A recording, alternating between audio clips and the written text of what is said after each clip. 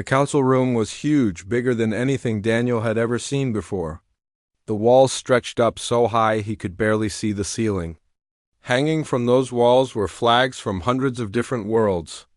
Each flag represented a planet that the Valorian Empire had conquered. Daniel stood in the middle of the room. All around him were the Valorians. They were massive creatures, almost 4 meters tall.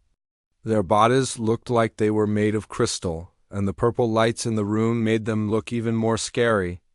Each one had 4 arms, and they wore armor covered in symbols of war. Supreme Commander Ziegther sat on the highest seat. His voice was deep and loud. A small device behind Daniel's ear translated the alien words into English. "Human, we have studied your species. You are weak. The Valorian Empire has conquered 43 different species across this galaxy. Your people will be number 44. Daniel kept his face calm. He was 50 years old, with gray hair on the sides of his head. He wore a simple gray suit. Nothing fancy, nothing that showed fear. His blue eyes looked straight at the commander without blinking. "Supreme Commander," Daniel said in a steady voice, "humanity says no to your demands." The sound that filled the room was strange. It was like rocks grinding together mixed with a hissing sound. Daniel realized the aliens were laughing. "You say no?" Ziegther leaned forward. His forearms spread wide. "Your species controls only 12 worlds. Your weapons are primitive. Our fleet has hundreds of thousands of ships. Our weapons can destroy entire planets. And you say no to us?" Daniel allowed himself a small smile. It was the kind of smile a poker player makes when he knows he has the winning hand.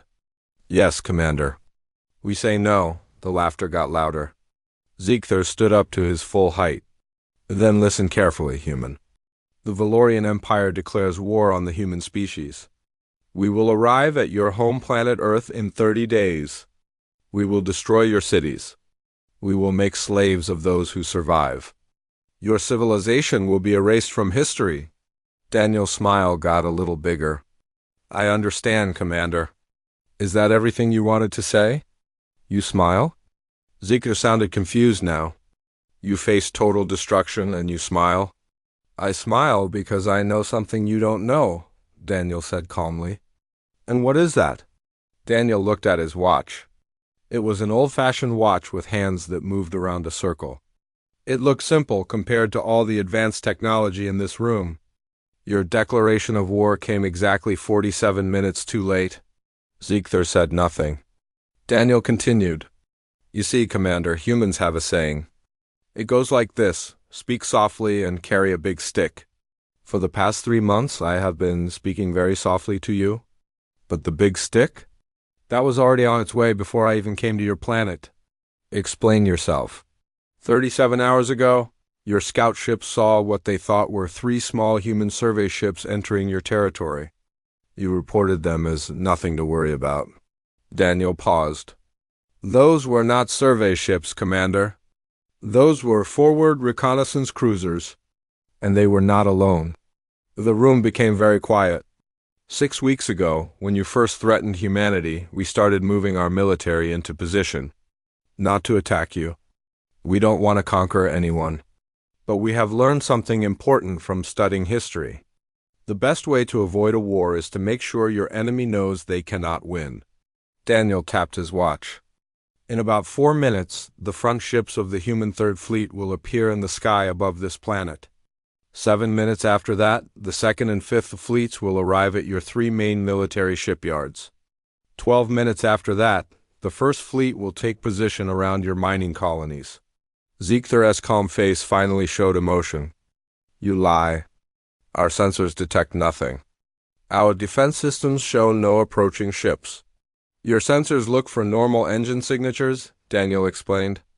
"Our ships have been waiting in slipstream space just outside your detection range for 6 days. They were waiting for this moment. Waiting for what? Waiting for you to declare war." Daniel's face became serious. The smile was gone. "You see, Commander, humanity's government has rules. We cannot shoot first. We cannot start a war. But the moment you declared war, you gave us permission to do what we needed to do. A loud alarm began sounding throughout the room. The noise was so deep Daniel could feel it in his chest. A Valorian officer ran to Ziegther and spoke quickly in their language. Daniel's translator caught some words, energy signatures, appearing from nowhere. Hundreds of ships, surrounding the planet. Ziegther's crystal body seemed to lose some of its color. How many ships? Around your home planet right now? There are 47 capital ships and 132 support vessels. Daniel said like he was reading a grocery list. Around your shipyards and colonies there are even more. In total, we have about 2,000 ships in position to strike every important target in your empire. Impossible. We would have detected such a large movement of ships. You detected what we wanted you to see, Daniel said. 3 survey ships. A few patrols near the border. Meanwhile, the main fleet traveled through dark matter clouds in areas where your sensors don't work well. It took longer, but it kept us hidden. Ziegther stared at the human. His forearms slowly dropped to his sides. You planned all of this? I planned to prevent a war, Daniel corrected him. But I prepared for every possible outcome, including this one. The commander was silent for a long time. What do you want from us? I don't want anything, Commander. I'm just an ambassador. But Admiral Helen Carter will contact you soon. She will discuss the terms of your surrender. Surrender? The word seemed to stick in Ziegther's throat. The Valorian Empire has never surrendered. Daniel's smile came back, but it was cold now. Then you will be the first. You should feel honored. People will remember you as the commander who made history. The alarms kept ringing as Daniel turned and walked toward the door. His footsteps echoed in the silent room. Behind him, the conquerors of 43 worlds stood frozen. For the first time in their history, they had been beaten before the fight even started. Daniel stopped at the door and looked back. Oh, and Commander? That smile you asked about? That was not confidence. That was relief. Relief that we won't have to show you what humans are really capable of when we stop being polite. The doors closed behind him. The Valorian High Command was left alone to think about their new situation. The war had been declared and ended on the same day, and humanity had won without firing a single shot. High above the Valorian home planet, Admiral Helen Carter stood on the bridge of her ship, the UHS Defiant. She looked at the big screen that showed the planet slowly turning below them. Helen was 53 years old with short black hair that had silver streaks running through it. Her eyes were sharp and noticed everything. She had fought in 4 different colonial wars and had met alien species twice before. Give me a status report, Helen said calmly. Commander Kevin Brooks looked at his computer screen. All our ships have arrived safely, Admiral. The Second Fleet is in position around the Tekvar shipyards. The Fifth Fleet has surrounded the Halvek factories. The First Fleet is watching the Kethril mining colonies. Any casualties? None, ma'am. They never saw us coming. Helen nodded. 6 weeks of planning. 4 weeks of secretly moving ships. 6 days of waiting in the cold darkness of slipstream space. It had all worked. The Valorians had been so sure their sensors were the best in the galaxy. They never thought someone could find a way around them. Open a communication channel to the Valorian High Command, Helen ordered. Channel open, Admiral. Helen straightened her navy blue uniform. The gold stars on her collar showed her high rank. This is Admiral Helen Carter of the United Human Systems Navy. I command the Third Fleet. I need to speak with Supreme Commander Ziegther immediately about the current situation. For 30 seconds, there was no answer. Then the screen changed and showed the massive form of Ziegther. His crystal body was hard to read, but his posture showed he was tense. Admiral Carter? Your ambassador has left our council room. He said you would contact us. Commander, I will be direct with you. Your empire declared war on humanity. In response, we have placed military forces within striking distance of every important system you control. However, even though you declared war, we have not fired a single shot. I would like to keep it that way. Ziegler's forearms moved in a way that showed confusion. You position your fleets for war, then offer peace? I position my fleets to prevent war, Helen said. There is a difference. You declared war because you thought humans were weak. You thought we could be easily conquered? I am here to show you that you were wrong. What happens next is completely your choice. You expect us to simply surrender? To give up without fighting? The Valorian Empire has existed for 3,000 years. I expect you to make a smart choice, Helen said. Let me explain your options. Option 1. You attack Earth as you planned. In response, my fleets will destroy your shipyards. We will cut off your supply lines. We will blockade your main planets. You will lose your ability to fight a war in just a few days. Your empire will fall apart as your colonies lose power and your ships run out of fuel. She paused to let him think about that. Option 2. You cancel your war declaration. We both go back to our own space. Your empire stays intact. Your people stay safe. And we start proper diplomatic relations based on respect instead of threats. You would simply leave? After bringing such a large force? That is exactly what we would do, Helen confirmed. Commander, humanity does not want your planets. We don't want to rule your people. We don't want an empire. We just want to live in peace and develop our civilization. But we will not tolerate threats to our survival. Ziegler was quiet for a long time. The High Council will see this as weakness. They will say humans make threats but do not act. Then the Council does not understand the difference between weakness and self-control, Helen replied. Any species can fire weapons, Commander. Real strength is having your finger on the trigger and choosing not to pull it. Another alien appeared next to Ziegler. She was smaller but looked just as dangerous. The translator said her name was High Counselor Rathmira. Admiral Carter, I have a question. If we refuse your offer and choose to fight, what will you do? Helen looked directly at her. Then I will do my duty, Counselor. I will fight this war with every resource I have. My ships will destroy your military bases with precise strikes. We will cripple your ability to make war while avoiding civilian areas. And then, when your fleets cannot fly and your shipyards are destroyed, we will force a peace that protects humanity for the next 1,000 years. You speak of conquest while claiming you want peace, Rathmera said. No, Counselor. I speak of consequences. You chose to threaten us. You chose to declare war. I am simply showing you what will happen because of those choices. Helen leaned forward a little. But I'm also giving you a way out. A way to save your empire, your people, and your honor. All you need is the wisdom to recognize when you have been outplayed. Kevin whispered in Helen's ear. Admiral, their planetary defense weapons are powering up. Multiple facilities are charging their systems. Helen nodded but kept her face calm.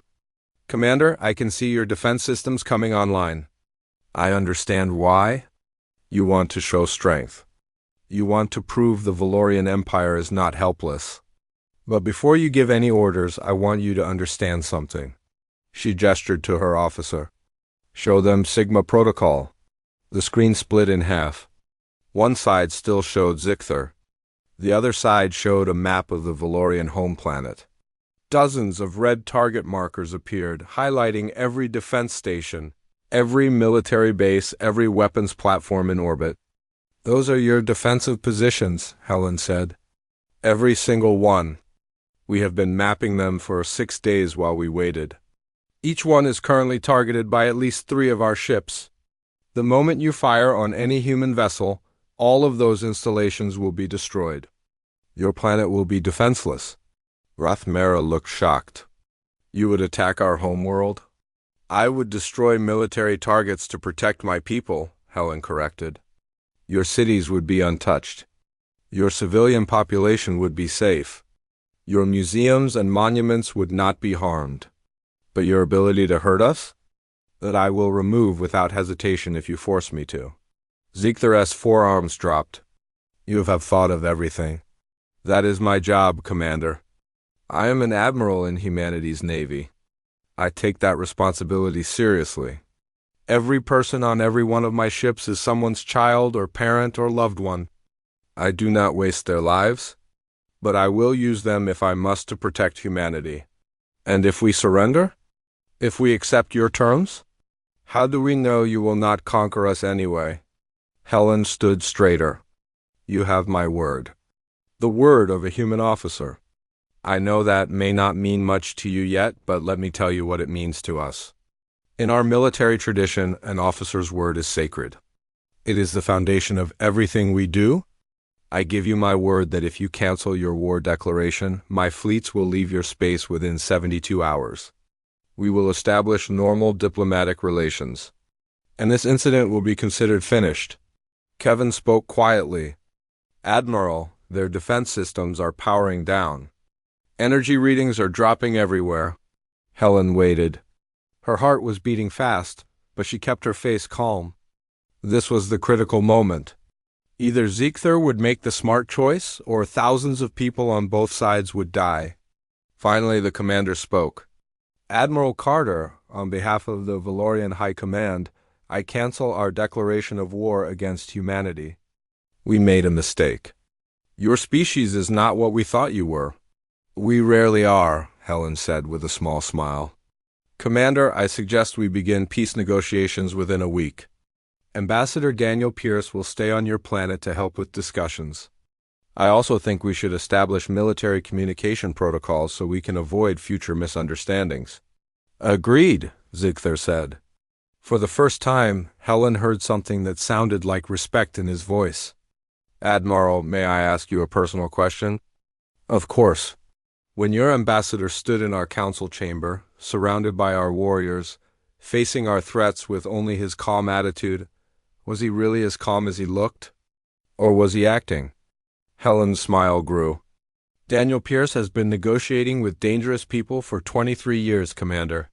He has dealt with warlords, pirates, and criminal bosses. He has been shot at, poisoned, and once someone even threw him out of an airlock into space. Do you know what he did after that? What? He used his emergency thrusters to fly back to our ship. He came aboard, dried himself off, and went right back to finish the negotiation. He got the deal done and had the person who tried to kill him arrested. Helen shook her head with admiration. So no, Commander. That was not an act. Daniel Pierce was genuinely not afraid of you, because he knew I had his back. Just like he has always had mine. Humanity is unusual, Ziegther said carefully. We prefer to think of ourselves as determined, Helen replied. Now, let us discuss the details of how my fleets will withdraw. I want both sides to clearly understand the timeline. As they began working out the technical details, Helen caught Kevin's eye. He gave her a small nod of approval. They had done it. They had faced down an empire without firing a shot. They had protected humanity and opened the door to real peace. It was not the glory of winning a battle, but it was something much more valuable. It was the victory of wisdom over violence. It was proof that careful planning beats reckless courage. It was showing that being prepared is better than panicking. Admiral Helen Carter had gambled that the Valorians would respect strength more than they valued pride. She had won that gamble. The question now was whether the peace would last. 3 days after the standoff ended, Lieutenant Commander Paul Green sat in a dining room on the Valorian homeworld. Across the table from him was a Valorian officer named Victor. The room was designed for both species to use comfortably. The gravity could be adjusted. The air mixture could be changed. The furniture worked for both human and Valorian bodies. The lighting was somewhere between what each species preferred. Paul was 32 years old with a lean body from years of ship duty. He had sandy brown hair cut short for military regulations. His eyes showed the careful watchfulness of someone who had been in combat before. His dining companion, Victor, was young for a Valorian. He looked like he might be in his mid-20s in human terms. His crystal body was lighter in color than the older Valorians, which showed his youth. His forearms moved with the slightly awkward energy of someone still growing. I still do not understand, Victor said. He was using a translation device instead of the brain implants that senior officers had. Your fleet had us completely beaten. You could have destroyed our shipyards. You could have crippled our empire. You could have claimed our worlds as your own. Instead, you offered peace and then just left. Paul took a bite of his meal. It was one of the few human foods he had brought that did not need special preparation. Would you have preferred we attack? No, but Victor's arms gestured in frustration. Where is the honor in winning without a battle? Where is the proof of your strength? The proof was in the positioning, Paul explained patiently. This was the fourth time he had this conversation with Valorian officers in 3 days. He was starting to understand why they were confused. Victor, your species built an empire through military conquest, right?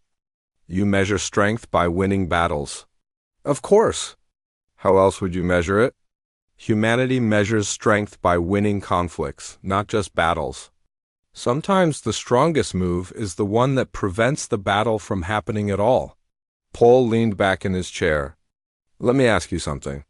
You have studied how our fleet moved into position. How long did it take us? Our analysts think at least 4 weeks of secret movement, plus another week waiting in slipstream space. 6 weeks total, Paul confirmed. 6 weeks of planning and coordination. 6 weeks of managing supply chains. 6 weeks of keeping thousands of crew members on high alert in very uncomfortable conditions. All while maintaining complete communication silence so you would not detect us. Victor's primary arms shifted in acknowledgement. This is impressive organization, yes, but still not battle. That is exactly my point.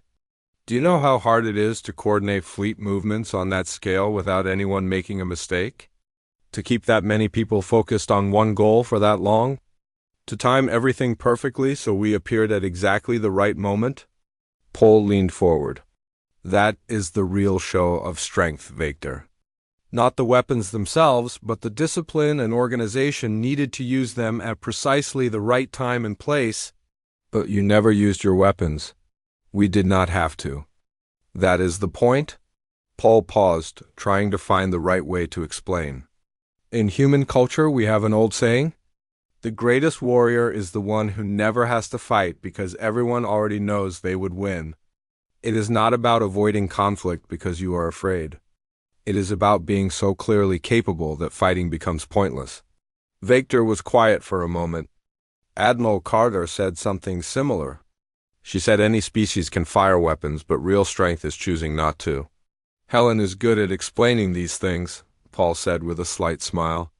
She has had to convince many people over the years that humanity's self-control is not weakness. Is that a common mistake about your species? Almost everyone makes it, Paul admitted. Most species in this galaxy seem to have built their civilizations on dominance. The strong rule. The weak obey. It is simple and clear. We understand that system, but humanity is different? Humanity is complicated, Paul said carefully. We have those same instincts for violence and domination. We spent most of our history fighting wars against each other, but we also developed something else. We learned to cooperate. We learned to negotiate. We learned to find solutions where nobody has to dominate and nobody has to submit. Victor's translator made a sound like skepticism. You say this, yet you positioned your fleets to threaten our entire empire.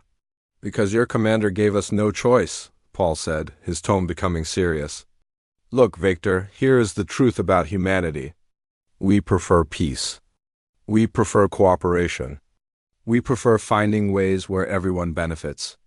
But when someone threatens us, when someone tries to force us to submit, we respond with overwhelming force.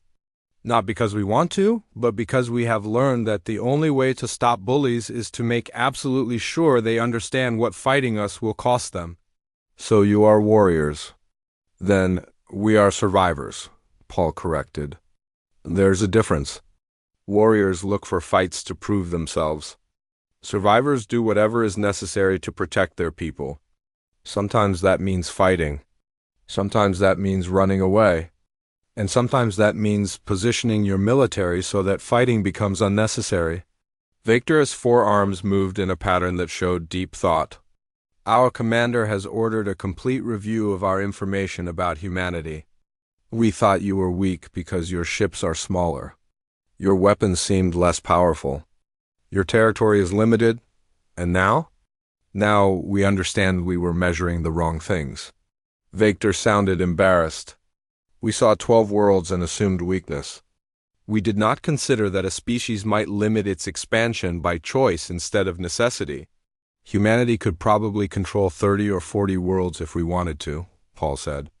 But that would mean spreading our resources too thin. It would make governing difficult. It would create supply problems. We learned a long time ago that quality matters more than quantity. Better to have 12 well-defended, well-supplied, highly developed worlds than 40 struggling colonies. This is not how empires are built. No, Paul agreed. It is not. But we are not trying to build an empire. We are trying to build a sustainable civilization that can last for the long term. Empires collapse, Victor. They spread too far. They create anger in the people they rule. They need constant military action to maintain control. That is not the future we want. A senior Valorian officer entered the room. Her crystal body had scars and darker coloring that showed she was a veteran. Victor immediately stood up in respect. Paul recognized her from his briefings. This was High Tactical Officer Mrenkor, one of Commander Ziegler's closest advisors. Lieutenant Commander Green, she said formally through her translator. I hope I am not interrupting. Not at all. Please join us. Mrenkor settled into one of the strong chairs made for Valorians. Her forearms arranged themselves in a neutral diplomatic posture. I wanted to speak with you about what happened 3 days ago. Specifically about Admiral Carter's tactics. I would be happy to discuss them within the limits of what I am allowed to share. I am not interested in classified secrets, Mrenkor assured him. I want to understand her thinking. When she positioned your fleets, she could have attacked immediately after Commander Ziegler declared war. She had surprise. She had overwhelming force. She had complete tactical advantage. Yet she chose to negotiate first. Why? Paul thought carefully about his answer. Because Admiral Carter understands something basic about warfare. Winning a battle and winning a conflict are not the same thing. She could have destroyed your military infrastructure in hours. That would have been a military victory. But it would not have achieved her real goal, which was peace, Paul said simply. Admiral Carter's job is not to win battles. Her job is to protect humanity and advance our interests. In this case, our interest was making sure the Valorian Empire would never threaten us again. She could have done that through destruction, leaving you so weak you could never recover. But that would have created resentment. It would have made you want revenge. It would have made an entire species hate humanity for generations. Instead, she showed you our capability without using it. She proved we could have destroyed you, but chose not to. She turned a potential enemy into a neutral party, maybe even a future partner. That is a far more valuable outcome than military victory. Mrenkor's arms moved in what might have been admiration. This is a level of strategic thinking we did not expect from your species. Most species do not expect it, Paul said with a slight smile. That is actually part of our defense strategy. We let people underestimate us. Then, when they try to take advantage, we are ready. Victor, Mrenkor said, turning to the younger officer, what have you learned from talking with the human officers? That they think in longer time periods than we do, Victor answered immediately. That they value preparation over quick reactions. That they prefer solutions that preserve rather than destroy. And that we should never underestimate them again. Good, Mrenkor said with approval. These are lessons our entire military needs to learn. She turned back to Paul. Lieutenant Commander, I have a request. Our officers would benefit from understanding human military methods better. Would your command be willing to participate in joint training exercises? Nothing classified, of course. Simply an opportunity for both sides to learn from each other. Ambassador Daniel Pierce sat in his temporary quarters on the Valorian homeworld.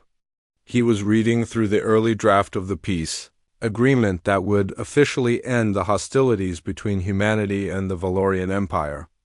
Outside his window, the alien city spread in all directions. Its crystal buildings caught the orange light from the two suns in this system. His personal communicator made a sound. "Daniel, this is Helen. Do you have a moment?" "Always for you, Admiral." "What is on your mind?" Admiral Carter's face appeared on the screen. She looked thoughtful. "I have been reading the reports from my fleet commanders. Every single one mentions how calm you seemed during the confrontation in the council chamber. Paul Green specifically noted that the Valorians are still talking about it. They are calling it either incredible courage or complete insanity." Daniel laughed softly. "I am not sure there is much difference between the two sometimes." "Daniel, I need to know. Were you actually as confident as you appeared?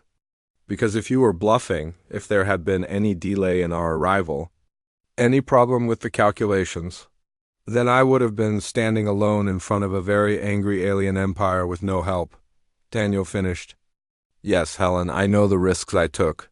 That does not answer my question." Daniel put down his tablet and gave the Admiral his full attention. "The truth? I was terrified. Not of Ziegther or the Valorian warriors or even dying. I have faced those kinds of threats before. What scared me was the possibility that I had made a mistake, that all our planning might not be enough, that I might fail to prevent a war that would kill millions of people on both sides. But you smiled." "I smiled because I had to," Daniel said simply. "Helen, you studied Valorian culture for months. You know how they think? They respect strength. They see hesitation as weakness. If I had shown even one moment of doubt, even a flicker of fear, Ziegther would have taken that as proof that humanity was vulnerable. The war would have been certain. So you were acting." "I was performing," Daniel agreed. "That is what diplomacy really is. High-stakes theater where the audience has weapons. You play the role that helps achieve your goals. In this case, I needed to be completely unmovable while you moved the fleet into position. I needed to give Ziegther someone to focus on." Helen was quiet for a moment. "You know, the Valorians are not the only ones impressed by what you did. The crew of every ship in my fleet has been talking about it. You have become something of a legend." The ambassador Hu smiled at death. "Please tell me that is not going to be my official title," Daniel said with mock horror. "Too late. It is already in the fleet newsletter." Helen's expression became more serious. "Daniel, I want to ask you something else. When you told Ziegther that you were relieved, we would not have to show them what humanity is really capable of, what did you mean?" Daniel stood and walked to the window, looking out at the alien city. "Do you remember the classified briefing we attended 6 months ago? The one about the Frontier incident? The colony ship that disappeared near the Veil Nebula?" "I remember. The official report said it was lost because of navigation errors." "The official report was covering up what really happened," Daniel said quietly. "That colony ship encountered a hostile species. There were about 12,000 colonists on board, including 4,000 children. The hostile species boarded the ship, killed the crew, and tried to capture the colonists as slaves." Helen's face went pale. "I never saw any report about that." "That is because what happened next is still classified at the highest levels," Daniel said. "The colony ship's computer managed to send a distress signal before being shut down. The closest human vessel was a survey ship called the Endeavor, commanded by Captain Lisa Morgan. She had a crew of 63 people. They had no combat training. They had no military weapons. Just a standard exploration ship. What did she do? She did what humans do when their survival is threatened. She improvised." Daniel's voice was tight. Captain Morgan looked at what she had available. She looked at her crew skills. She evaluated the tactical situation. Then she turned her survey ship into a weapon. She modified the fusion reactor to create a focused plasma beam. She turned mining drones into missiles. She hacked the hostile ship's computer systems using methods that should have been impossible. And she destroyed an enemy ship 4 times the size of her own. She rescued all 12,000 colonists and brought them home safely. In the process, she broke about 47 interstellar warfare treaties. She used tactics that would be considered war crimes if a military ship did them, and she scared everyone at Fleet Command who read her report. Helen stared at the screen. Why have I never heard about this? Because it revealed something about humanity that we are not ready for the galaxy to know, Daniel said. When I told Ziegther we would not have to show him what humanity is really capable of, I was not talking about military force. I was talking about what happens when you threaten human survival. We are not aggressive by nature, Helen. We do not look for fights. But when we are cornered, when our people are in danger, when survival is at stake, we become something else. We become creative and ruthless and absolutely unstoppable. You think that would have happened if the Valorians had actually attacked Earth? I know it would have, Daniel said with certainty. Not just from our military, but from our civilians, from our scientists, from every human with the means and motivation to fight back. Do you know what would have happened if Ziegther had actually bombed our cities? What? Within hours, every human with access to a ship would have become a fighter. Our merchant fleet alone has over 8,000 vessels. Not warships, just cargo ships and transports. But each one could have been turned into a weapon. Each one could have been sent on a one-way trip to destroy a Valorian installation. And they would have done it, Helen, without hesitation. Because that is what humans do when you threaten our survival. That is not regular warfare. That is desperation warfare, Daniel said. That is what total war looks like when it is fought by a species that has spent its entire history surviving against impossible odds. The Valorians have no idea what that kind of conflict means. Their wars are organized and honorable with rules. They have never faced an enemy that would sacrifice everything, use any method, employ any weapon, just to make sure their species survives. Helen took a deep breath. So when you smiled at Ziegther, I was smiling because you had given me a better option. You had positioned our forces so perfectly, so overwhelmingly, that we could achieve our goals without having to reveal that darker side of humanity. You saved both sides from a war that would have been brutal in ways the Valorians cannot even imagine. Daniel, if what you are saying is true, why did you not tell me this before? Why was this not part of our planning? It was, Daniel said quietly. Why do you think I insisted on the 6-week timeline? Why do you think I kept pushing for non-lethal options? I was buying time, Helen, time for you to position the fleet. Time for diplomatic channels to work. Time for anything except the alternative. You were preventing us from having to become that version of ourselves. Exactly. Because once you cross that line, once you commit to total war, once you accept that any method is justified for survival, you cannot come back from it. Humanity would have won, I have no doubt. But we would have become something we could not be proud of. Helen was silent for a long moment. Does the president know? Does High Command? Selected people know pieces of it. But the full picture? The complete understanding of what humanity becomes when truly threatened. That is on a need-to-know basis only. And now you need to know, because you will be negotiating our future military relationships with other species. You need to understand what we are protecting them from, and what we are protecting ourselves from becoming. How many other incidents like the frontier situation have there been? 7, that I know of. Each one handled quietly. Each one resolved before it got worse. Each one showing that humanity's true danger is not our technology or our tactics.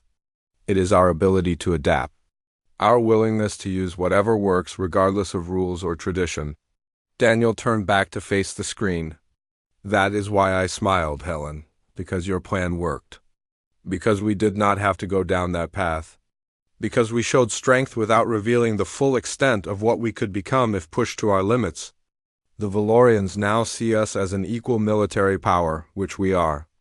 But they do not see us as the threat we could become if forced to fight for survival. And that is exactly how I want to keep it. So diplomacy is not just about preventing war. Diplomacy is about managing how others see us. It is about shaping how other species understand us and interact with us. I showed Ziegther a confident human, backed by strong military force, willing to negotiate from a position of strength. That is a picture that serves our interests. What I did not show him was the desperate human, the cornered human, the human who will burn everything down before allowing their species to be enslaved. Because that human exists, Helen, in every one of us. And it is my job to make sure no one ever forces us to let that human out. Admiral Carter nodded slowly. I understand. And Daniel? Thank you. For carrying that burden, for making the hard choices. 6 months had passed since the Valorian crisis, as everyone now called it. Ambassador Daniel Pierce stood in the observation room of the UHS Constellation. He watched through the huge window as human and Valorian ships practiced combat maneuvers together in the space between their territories. With him were Admiral Helen Carter, Lieutenant Commander Paul Green and their Valorian friends, Supreme Commander Ziegther, High Tactical Officer Mrenkor, and the newly promoted Tactical Commander Victor stood beside them. It is strange, Ziegther said through his translator. His voice carried something that might have been wonder. 6 months ago, I stood in the council chamber and declared war on your species. Today I stand beside you watching our fleets train together. I am not sure I understand how this change happened. It happened because both sides chose to learn from the crisis instead of repeating it, Daniel said. That is actually pretty rare in galactic history. Most species either stay enemies or one conquers the other. You chose a different path. Mrenkor's 4 arms moved in agreement. Lieutenant Commander Green has taught us much about human tactics. We have taught him about Valorian combat methods. The exchange has been good for both sides. Pol nodded. The Valorians have 3,000 years of military tradition. We would be foolish not to learn from that experience. And hopefully we are sharing useful knowledge in return. You have taught us the concept of asymmetric advantage, Victor said enthusiastically. The young officer had become very interested in human culture over the past months. The idea that smaller forces can defeat larger ones through better positioning and preparation. It has changed our entire tactical training. Helen smiled slightly. Just remember that knowledge can be used in different ways. The tactics we share with you could theoretically be used against us someday. They could, Ziegther agreed, but they will not be. The Valorian Empire has learned an important lesson from humanity. Strength without wisdom leads to overreach, and overreach leads to collapse. We spent centuries expanding our territory, thinking that size meant power. You showed us we were wrong. How has the High Council responded to the change in policy? Daniel asked. I know there was strong resistance to the peace treaty at first. There was, Ziegther confirmed. Many council members saw the stand-down as humiliation. They argued that the Valorian Empire had surrendered without battle. They said our honor was damaged. What changed their minds? Results, Mrenkor said simply. Once we stopped our military expansion and put those resources into internal development, our economy improved dramatically. Our outer colonies received better support. Trade relationships expanded, and our military, while no longer focused only on conquest, became more efficient through knowledge exchange with humanity. Plus, Victor added, the younger generation of Valorians has welcomed the change. We see cooperation with other species not as weakness but as opportunity. The old ways, the constant warfare, the endless cycle of conquest, many of us questioned whether that was truly sustainable. Helen looked at the young officer with interest. That is a big cultural shift. How common is that perspective? Among military officers under 200 cycles, very common, Victor said. Among civilians, increasingly widespread. The older generations remain doubtful, but even they cannot argue with success. Daniel walked closer to the window. He watched as a human destroyer and a Valorian battlecruiser performed a coordinated defensive pattern. You know what strikes me about this? 6 months ago, those 2 ships were preparing to fire on each other. Now they are protecting each other. That is the power of choosing cooperation over conflict. It is also the power of your admiral's self-control, Ziegler said, moving to stand beside Daniel. I have thought about that day many times. You had us completely outmaneuvered. You could have destroyed our military infrastructure. Yet Admiral Carter chose negotiation first. Why? Helen joined them at the window. Because destruction is easy, Commander. Any capable military force can blow things up. The real skill is achieving your goals while keeping the possibility of future cooperation. I did not want to win a battle. I wanted to establish lasting peace. And that, Ziegler said, is why humanity is more dangerous than we first thought. Not because of your weapons or tactics, but because of your strategic patience. You think in time frames that go beyond immediate conflict? We have had to, Paul said. Humanity nearly destroyed itself multiple times before we left our homeworld. We learned that short-term thinking is a luxury we cannot afford. A communication alert sounded. A holographic display appeared in the center of the observation room. A young human officer appeared, wearing the uniform of the diplomatic corps. Ambassador Pierce, Admiral Carter, I apologize for the interruption. We have received an urgent message from the Kethral system. The local population needs help with a humanitarian crisis. Severe storms are disrupting their supply lines. They are facing potential starvation in their remote settlements. Daniel and Helen looked at each other. The Kethral system was Valorian territory. Ziegler spoke before either human could respond. We have ships in that region, but they are primarily military vessels. They are not equipped for relief operations. Our supply network is still recovering from the resource reallocation. The Constellation has significant cargo capacity, Helen said immediately. And we have emergency supply protocols. Paul, how quickly can we organize a relief convoy? Give me 4 hours to coordinate with logistics, and we can have 3 cargo ships loaded and moving, Paul responded. Make it happen. Helen turned to Ziegler. With your permission, Commander, we would like to provide help to your colonies. Ziegler's crystal features were hard to read, but his translator conveyed surprise. You would redirect your resources to help our people? When you have no obligation to do so? We have every obligation, Daniel said firmly. Those are people facing starvation. Their species or government does not matter. Helping them is the right thing to do. This is... Ziegler paused. His forearms moved in a complex gesture. This is not how empires typically behave. We are not an empire, Helen reminded him. We are a federation of worlds that believe in cooperation and mutual support. If that philosophy is going to work, it needs to extend beyond our own borders. Menkor spoke up. Commander, I recommend we coordinate our military transports with the human relief convoy. We can provide escort and additional cargo capacity. Agreed, Ziegler said. Tactical Commander Victor, work with Lieutenant Commander Green. I want our fastest ships working alongside the human convoy. As Paul and Victor moved to a communication station to begin coordination, Daniel thought about how much had changed. 6 months ago, these two species were about to go to war. Now they were organizing humanitarian relief as natural partners. Ambassador, Ziegler said quietly, moving closer to Daniel. May I ask you something personal? Of course. That day in the council chamber, when you smiled after I declared war, did you know with absolute certainty that your admiral's fleet would arrive in time? Daniel thought about the question carefully.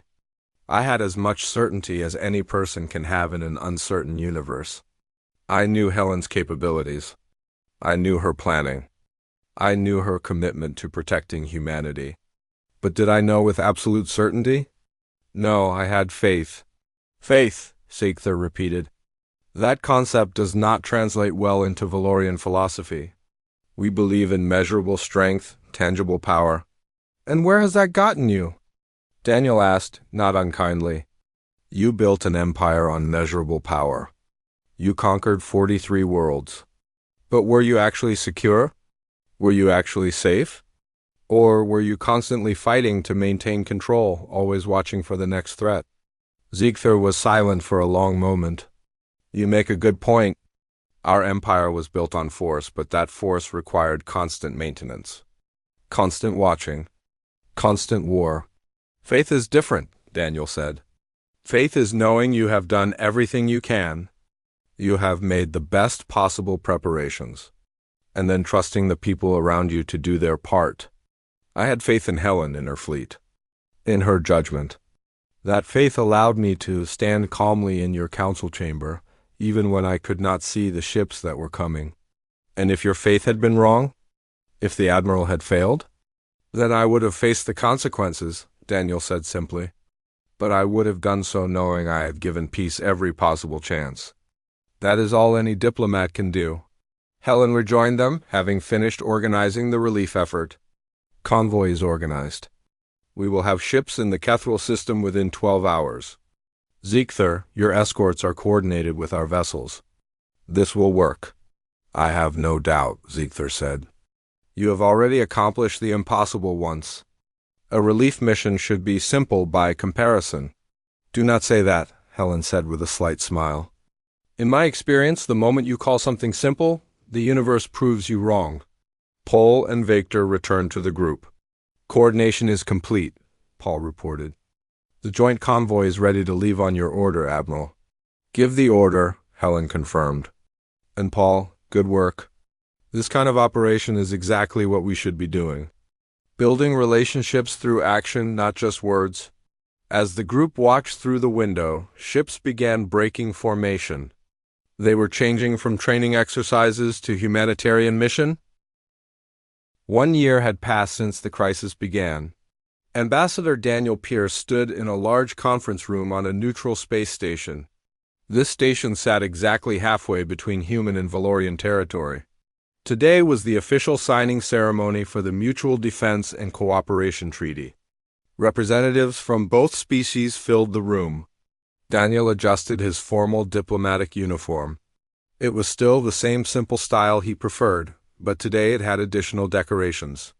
Medals for diplomatic service, ribbons for peaceful resolution of conflicts. He felt slightly uncomfortable with all the attention, but he understood its importance. Admiral Helen Carter stood beside him, also in full dress uniform. Her medals covered most of her chest. Each one represented a campaign, a mission, a moment where she had served humanity with distinction. Lieutenant Commander Paul Green was there too, now promoted to full commander. His new rank insignia still looked fresh and bright. On the other side of the room, the Valorian delegation prepared themselves. Supreme Commander Ziegther wore ceremonial armor that gleamed under the station lights. High Tactical Officer Mrenkor stood at his right side. Tactical Commander Victor was at his left. Behind them were dozens of other Valorian officials, all there to witness this historic moment. "Are you nervous?" Helen asked Daniel quietly. "Always," Daniel admitted. "Every time I think we have established lasting peace, I worry something will go wrong. That someone will change their mind, that old fears will resurface." "That is what makes you good at your job," Helen said. "You never take peace for granted." The ceremony began. A neutral mediator, a member of a species called the Kelthans who had been observing the process, stepped to the central podium. Her blue skin and 3 eyes made her look exotic, but her voice was calm and professional. "We gather today to witness the signing of a treaty between two powerful species, the humans and the Valorians. 1 year ago, these two civilizations stood on the edge of war. Today, they stand together as partners. This is a rare achievement in galactic history. Let us proceed." Ziegther stepped forward first. His 4 arms held a ceremonial stylus made of crystal. He approached the digital treaty display and carefully made his mark. The Valorian script glowed bright purple as he signed. When he finished, he turned to face Daniel. "Ambassador Pierce, 1 year ago I underestimated your species. I saw your small territory and assumed weakness. I saw your restraint and assumed fear. I was wrong on both counts. Today I sign this treaty not out of obligation, but out of genuine respect. Humanity has proven itself to be a worthy partner." Daniel stepped forward and took his own stylus. "Commander Ziegther, 1 year ago you made a choice that could have destroyed both our civilizations. But when presented with evidence of your mistake, you had the wisdom to change course. That wisdom, that ability to adapt, is what makes this treaty possible." He signed the treaty. The human script appeared in bright blue next to the Valorian purple. The room erupted in applause from both species. Helen and Rencor stepped forward next. They would sign as the military representatives, binding both armed forces to the terms of cooperation and mutual defense. Admiral Carter, Rencor said, I have studied your tactics extensively over the past year. Your ability to achieve maximum effect with minimal force is remarkable. I am honored to serve alongside your fleet. The honor is mutual, Helen replied. Your people's 3,000 years of military tradition have taught us much. Together our fleets are stronger than either would be alone, they signed. More applause filled the room. Then Paul and Victor stepped forward. They would sign as the junior officers representing the future generation who would maintain this peace. Commander Green, Victor said with obvious enthusiasm, working with you this past year has been the highlight of my career. I have learned more from human military doctrine than from any Valorian academy, Paul smiled. And you have shown me that even a young officer can challenge old assumptions. Your questions have made me think about our tactics in new ways. They signed. The treaty was now complete. All necessary signatures were in place. The Kelthan mediator spoke again. The treaty is now official. By the authority granted to me by the Galactic Council, I declare this agreement binding. May it bring lasting peace and prosperity to both species. After the formal ceremony ended, both delegations moved to a reception area. Here the atmosphere was more relaxed. Humans and Valorians mixed freely, sharing food and conversation. It was a stark contrast to 1 year ago, when the two species had been preparing for war. Daniel found himself standing near a large window that looked out into space. Ziegther approached and stood beside him. I have been thinking about that day in the council chamber, the Valorian said. About your smile. I understand now what it meant. Oh? Daniel asked with interest. It was not just confidence in your fleet's arrival. It was not just diplomatic performance. It was hope. Hope that we would make the right choice. Hope that war could be avoided. Hope that something better was possible. Daniel nodded slowly. You are right. Everything else, the military positioning, the careful timing, the strategic planning, that was all preparation. But at its core, what I was really doing was hoping. Hoping that when presented with the truth of the situation, you would choose wisdom over pride. Many commanders would not have, Ziegther admitted. Many would have seen your fleet's appearance as a challenge to be met, not a warning to be heeded. Pride can be a dangerous thing. For all species, Daniel agreed. Humanity has made that mistake many times in our history. We are not immune to pride or foolishness. We have simply learned, through painful experience, to recognize those dangers when they appear. Helen and Rencor joined them at the window. Both held drinks from the reception, carefully chosen to be safe for their respective biologies. The joint fleet exercises have been incredibly successful, Rencor was saying. Our ships work together as if they have been doing so for years, not months. That is because both crews approached it with genuine interest in learning, Helen said. No one was trying to prove superiority. Everyone was trying to improve. That makes all the difference. I have a question, Ziegther said, looking at both Daniel and Helen. What would you have done if I had not accepted your terms? If I had? Ordered my fleets to attack despite being surrounded? Daniel and Helen exchanged glances. It was Helen who answered, Honestly? We would have disabled your military capability with the minimum force necessary. We would have struck your shipyards, your supply depots, your command centers, but we would have avoided civilian casualties as much as possible. And then we would have enforced a peace, whether you wanted it or not. That would have created resentment, Ziegther observed. It would have, Helen agreed. Which is why we much preferred the path you chose. Forced peace is fragile. Chosen peace is lasting. Paul joined the group, bringing Victor with him. The young Valorian officer looked excited. You should see the plans for the Joint Training Academy, Victor said enthusiastically. They are combining human and Valorian military education. Officers from both species will train together from the beginning of their careers. That is the real key to lasting peace, Daniel said. Not treaties or agreements, as important as those are, but personal relationships. When human officers have Valorian friends they trained with, they are much less likely to see Valorians as enemies. And the reverse is equally true. It will take generations, Rancor cautioned. Cultural change always does. Then we start now, Helen said firmly, so that the next generation will not have to. As the conversation continued, Daniel stepped back slightly. He watched the room. Humans and Valorians talking, laughing, sharing ideas. 1 year ago, this scene would have been unimaginable. Now it felt natural. His communicator vibrated. A message from Earth? He opened it and smiled. The president was officially nominating him for the Galactic Peace Prize. He immediately dismissed the notification. Awards were not why he did this work. Good news? Helen asked, noticing his smile. Just politics, Daniel said. Nothing important. Liar, Helen said with a grin.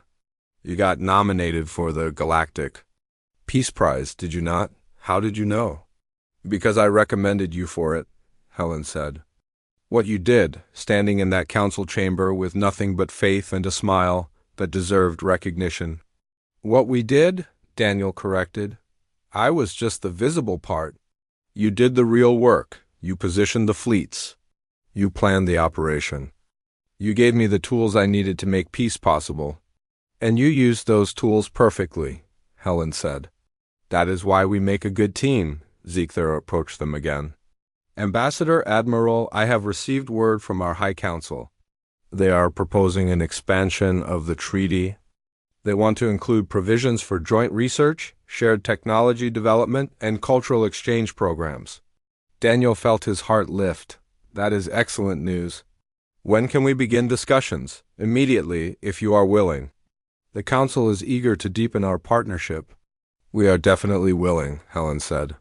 Let me contact our government. I am sure they will be enthusiastic. As the reception continued, Daniel found a quiet corner and took a moment to reflect.